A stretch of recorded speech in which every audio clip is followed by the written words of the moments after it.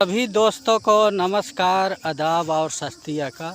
दोस्तों, ज़्यादातर बीमारियां जो है बैक्टीरिया या वायरस से होती है। इसके अलावा जैसे कि परजीवी रहने की जीवन शैली, जेनेटिक और कुछ भी गंभीर बीमारियां जो है चोट के कारण लगने के कारण भी हो जाते हैं।